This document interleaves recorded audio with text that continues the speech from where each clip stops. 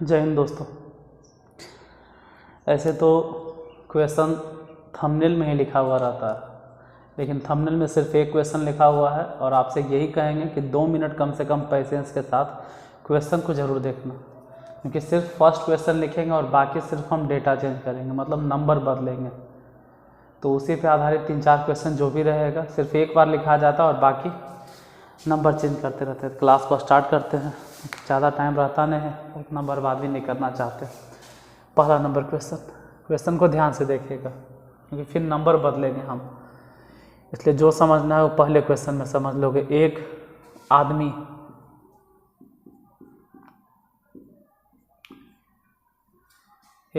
ने 2 वस्तुएं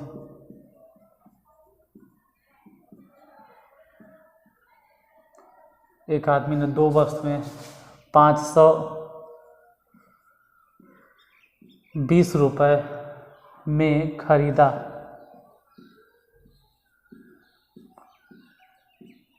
चलो ये पता चल गया कि 2 वस्तुएं खरीदे कितना में, 520 में, और एक वस्तु को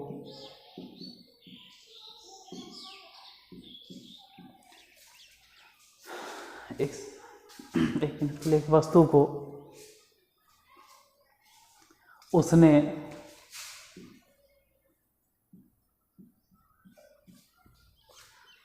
5% लाभ पर 5% लाभ पर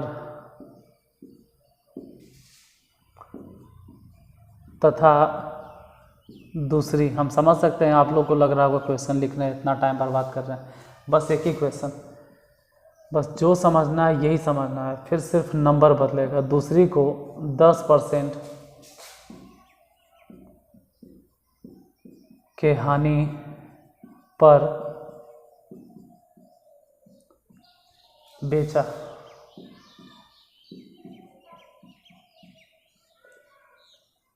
दोनों का विक्रय मूल्य समान है।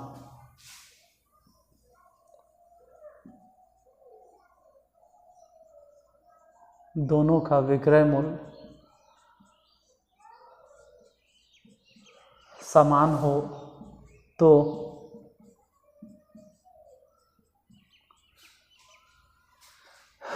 दोनों का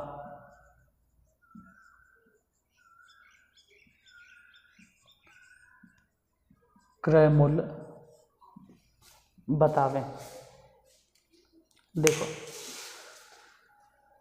पहले क्वेश्चन लिख दिए, जितना समझना है पहले में समझ लो, क्योंकि फिर बाकी जो भी इसमें क्वेश्चन है ना उसमें सिर्फ नंबर बदलेगा, और इसलिए पहले क्वेश्चन पे पूरा टाइम देते हैं।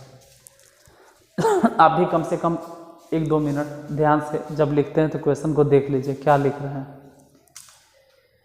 एक आदमी ने 2 वस्तुएं 520 रुपये में खरीदा। एक वस्तु को उसने 5% लाभ पर तथा दूसरे को 10% के हानि पर बेचा। दोनों का विक्रय मूल्य समान है, तो दोनों वस्तुओं का क्रय मूल्य ज्ञात करें। देखिएगा, ये खुद दिए हुए है कि हम दोनों को खरीदे कितना में है, 520 रुपये में। दोनों ही वस्तु को खरीदा गया है 520 रुपये में, दोनों वस्तुएं को, ठीक है। एक वस्तु को उसने 5% लाभ। अब 5% लाभ मतलब आप समझते हैं कि अगर 5% लाभ है तो 5% का मतलब हो गया 1/20, ठीक है। लाभ या हानि जो भी बात रहे वो क्रय मूल्य पर निकलता है। इसका ये मतलब हो गया कि क्रय मूल्य इसमें 20 है, और एक जो ऊपर वाला देख रहे हैं वो लाभ है, तो इसमें कोई डाउट नहीं है कि विक्रय मूल्य कितना होगा। अगर पूछा जाए कि विक्रय मूल्य बताओ तो विक्रय मूल्य 21 रुपया हो जाएगा। दूसरे के बारे में सोचें, दूसरे को 10% की हानि पर बेचा। 10% की हानि, अगर 10% की हानि लिखें तो 1/, मतलब 10% हानि, मान लो 10% की हानि, 10% हानि मतलब 1/10, यानी क्रय मूल्य हो गया 10, और इस बार ऊपर वाला जो देख रहे हैं ना वो हानि है, 1 हो गया हानि। तो 10 रुपया हम खरीदे, 1 रुपया हानि हुआ, यानी जाहिर सी बात है कि इस बार विक्रय मूल्य कितना हो जाएगा, तो हानि हुआ है 9 रुपया। और विक्रय मूल्य दोनों अलग अलग नहीं होना चाहिए। एक आदमी ने दो वस्तुएं 520 रुपये में खरीदी, ठीक है, एक वस्तु को उसने लाभ पर दूसरे को हानि पर बेचा, दोनों का विक्रय मूल्य समान है, तो दोनों एक जैसा होना चाहिए। अब क्या करें, तो 21 और 9 के एलसीएम सोच लेना, क्या होता है 63। क्यों? क्योंकि इसमें 3 से अगर गुना कर दें और इसमें 7 से गुना कर दें तो यहाँ पर भी विक्रय मूल्य हो जाएगा 21 या 63, और यहाँ पर भी विक्रय मूल्य हो जाएगा 9 से 63, और दोनों ही विक्रय मूल्य एक जैसा हो जाएगा। तो मामला गड़बड़ हो गया। हम अपने मने से यहाँ क्या गुना कर दिए 3, तो ये जहाँ से भी आया था उस सब में 3 गुना कर दो, मतलब इसके क्रय मूल्य में 3 गुना, इसके लाभ में 3 गुना, सभी में 3 गुना कर दो। जैसे यहीं पे क्या गुना किए एक्स्ट्रा 7, तो इधर सब में 7 गुना कर दो, यहाँ भी 7 गुना, यहाँ भी 7 गुना, सब में 7 गुना कर दो। उससे होगा ये कि पहले वस्तु का क्रय मूल्य हो जाएगा 20 दिया 60, और दूसरे वस्तु का क्रय मूल्य हो जाएगा 10 सत्ते 70।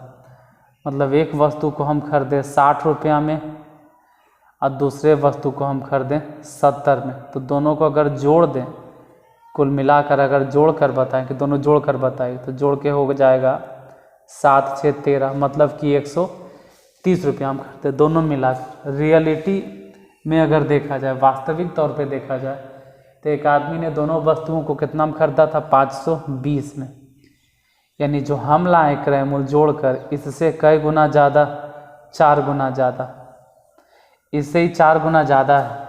इसका ये मतलब हो गया कि आप जो 60 रुपये लिखे हैं उस 60 ने वो भी 4 गुना ज़्यादा, और जो 70 लिखे हैं वो भी 70 ने वो भी 4 गुना ज़्यादा, यानी एक वस्तु का क्रय मूल्य हो जाएगा 240 रुपया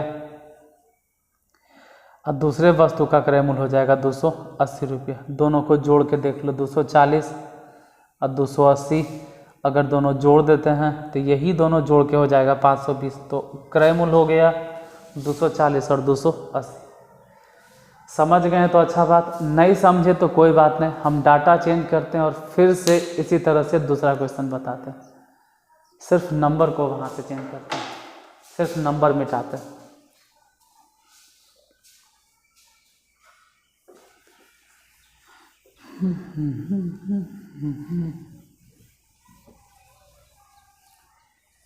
जैसे यहाँ पे 520 रुपये हम खरीदा, इसको हटा देंगे,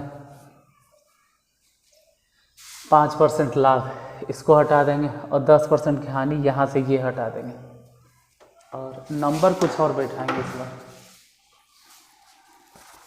ध्यान से देखोगे, एक आदमी ने दो वस्तुएं इस बार 650 रुपये में खरीदा। एक वस्तु को 20% के लाभ पर, ठीक है 20% के लाभ पर, और दूसरे वस्तु को 25% के हानि पर बेचा, जबकि दोनों वस्तुओं का विक्रय मूल्य समान है।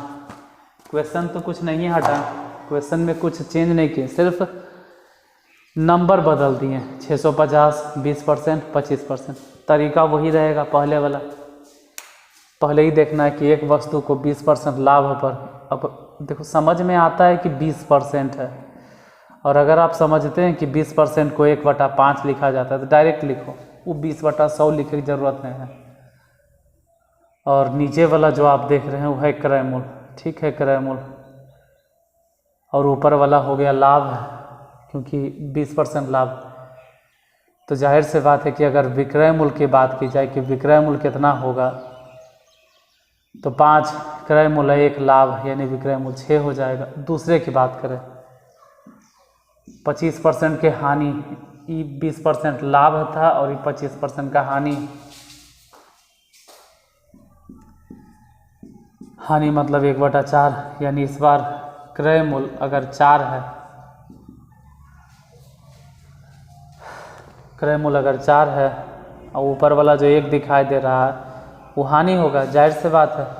तो 1 अगर हानि हो गया तो 4 में से 1 घटा दो तो हानि, 4 में से अगर 1 घट गया हानि, तो इस बार 3 हो जाएगा विक्रय मूल्य। फिर वही बात कि विक्रय मूल्य समान है, दोनों का विक्रय मूल्य यहाँ कहाँ लग रहा है समान है, तो ये 6 है, सिर्फ इसमें 2 गुना कर दो, सिर्फ 2, अब अगर यहाँ पे 2 गुना करेंगे तो इससे रिलेटेड जितना भी क्रय मूल विक्रय मूल सब में 2 गुना हो जाएगा। 2 यहाँ भी, 2 यहाँ भी, तो अब विक्रय मूल यहाँ भी 6, यहाँ भी 6। लेकिन क्रय मूल ज़रा देखें तो पहले वाले का क्रय मूल तो खैर 5, कोई दिक्कत नहीं, और दूसरे वाले का क्रय मूल हो जाएगा 4 दूनी 8, यानी 5 और 8 अगर दोनों को जोड़ कर देखा जाए, जोड़ेंगे नहीं मतलब अगर जोड़ दें तब 13 हो जाएगा। जोड़ के 13 होता है, यहाँ देना जरूरी नहीं है जोड़ के निशान, दोनों के मिलाकर 13। लेकिन यहाँ तो दिया गया कि एक आदमी ने 2 वस्तुएं, कितना में 13 में न 650 में, यानी इससे 50 गुना ज़्यादा। तो इसका ये मतलब है कि 5 भी 5 नहीं होगा, ये भी 50 गुना ज़्यादा, 8 भी 8 नहीं होगा, ये भी 50 गुना ज़्यादा। तो ये हो जाएगा 5 × 25 यानी 250, आई हो जाएगा 8 × 40 यानी कि 400, यानी पहले वस्तु का क्रय मूल 250 और दूसरे वस्तु का क्रय मूल 400। यही दोनों आंसर होगा, दोनों वस्तुओं का क्रय मूल अगर पूछे तो।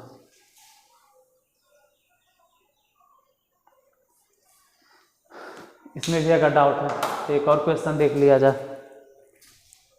एक और देखो, 1 मिनट, क्वेश्चन यही रहेगा, क्वेश्चन नहीं बदल रहे हैं, सिर्फ नंबर हटा रहे हैं, हम सिर्फ नंबर चेंज कर रहे हैं, इससे सब सेम रहेगा। यहाँ से 650 हटा देंगे, यहाँ 25% के हानि हटा देंगे और यहाँ 20% का लाभ हटा देंगे, और कोई और नंबर बैठा देंगे। जैसे यहाँ पर बैठा देंगे कि एक आदमी ने 2 वस्तुएं 624 रुपए में खरीदा।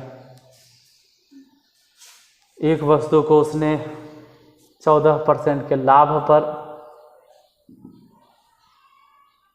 तथा दूसरे वस्तु को उसने 14% के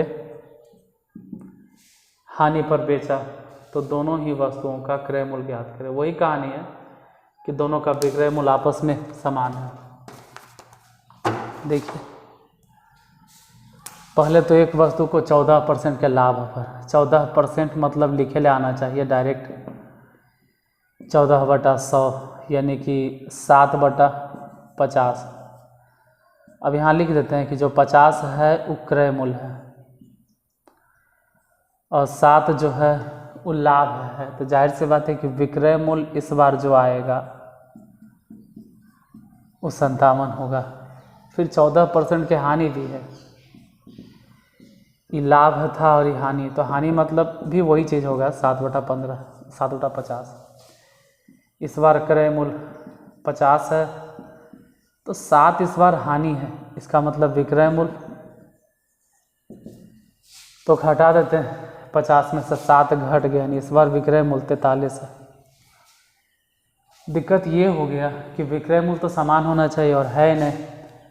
अब यहाँ पे क्या गुना करें, तो ऊपर वाला 57 से, अरे जो 43 है ऊपर 43 से गुना कर दो। इसका ये मतलब हो गया कि ऊपर सभ्य में 43 से गुना होगा,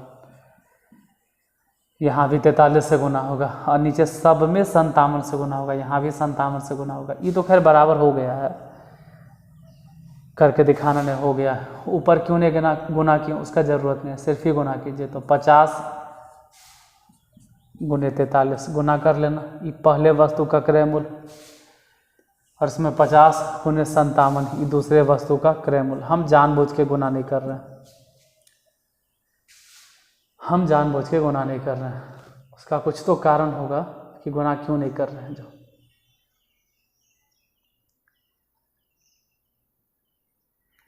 फिलहाल जो भी कारण हो, ये तो अजीब से हो गया, 14% के लाभ 14% के हानि।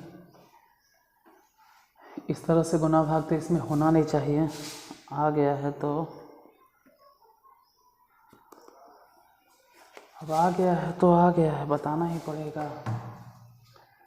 चलो इन दोनों को गुना करके जोड़ने से अच्छा है हम एक तरीका बताते हैं कि आप ये दोनों में से 50 कॉमन ले लो, तो बचेगा यहाँ से 43 और वहाँ से 57, जोड़ देना। 7 × 3 = 10 के 0 5 4 9 9 और 1 10, मतलब उस हिसाब से अगर देखा जाए तो कुल मिला के 5000। क्वेश्चन में कुछ सुधार करना पड़ेगा, कुछ गलती है, ठीक है, इसमें कोई डाउट नहीं, कुछ गलती है। यहाँ 5000 आया और रियली में दिले 624, कुछ तो गड़बड़ है इस क्वेश्चन में। तो 624 बटा 5000, अब यही आया तो यही सही, अब वही आ गया तो वही सही। इसका मतलब है ये जो आप देख रहे हैं ये भी रियली में नहीं होगा और ना ही यही एग्जैक्ट मूल होगा। जैसे बोले ना कि 624 जो आया है उससे कई गुना है, मतलब जो हम लाए इससे कई गुना है, तो पता नहीं चले तो 5000 से भागा दे दिए। तो वैसे ही इसमें भी 624 बटा 5000 से गुना कर दो और यहाँ भी 624 बटा 5000 से गुना कर दो। अब थोड़ा तो मेहनत लगेगा, 0 से 0 कट गया, 5 से ही कट गया 100 बार में, फिर इसको गुना करके 2 अंक के बाद दशमलव दीजिए, यहाँ पर भी कट गया 100 बार में, तो ये गुना करके और इसको 2 अंक के बाद दशमलव, जो भी आ जाए वही आंसर होगा। थोड़ा सा क्वेश्चन ये वाला लास्ट में कैलकुलेशन थोड़ा घुमा फिरा के था तो ठीक है, लेकिन घुमा फिरा के था।